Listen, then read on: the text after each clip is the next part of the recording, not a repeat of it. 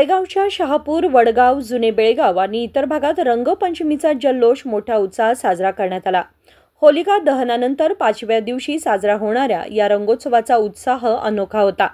बेळगावमध्ये होलिका दहनानंतर 5व्या दिवशी म्हणजेच रंगपंचमीला परस्परांना रंग लावून आनंद साजरा करण्याची परंपरा आहे। शहापूर, वडगाव, खासबाग, जुने बेळगाव आणि इतर भागांमध्ये विविध गल्लीबोळांमध्ये रंगपंचमीचा जल्लोष होता। काही युवक संघटनांनी मिळून रेन डान्सचे आयोजन केले होते, जिथे तरुण तरुणींनी पाण्याखाली उभे राहून डीजेच्या गाण्यांवर ताल धरला। एकमेकांना विविध रंगांनी न्हाऊ घालत जल्लोषात ओरडत आणि उत्साहात नाचत नागरिकांनी रंगपंचमी साजरी केली।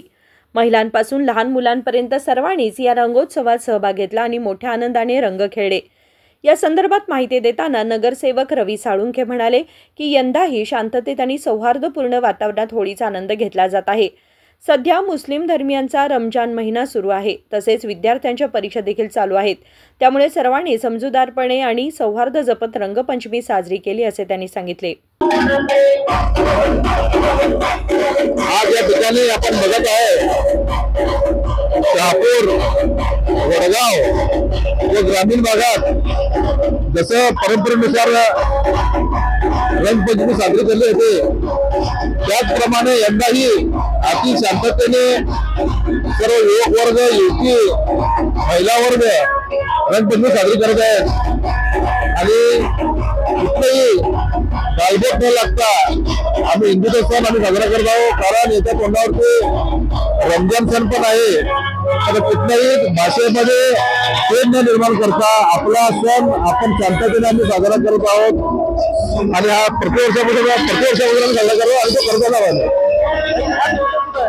येथे आपले शहापूर, जुने बेळगाव, वडगाव हा भागाचा परिसर जो आहे 5 दिवसाची 5व्या दिवशी आपली धुळवंदन साजरी करणार होते।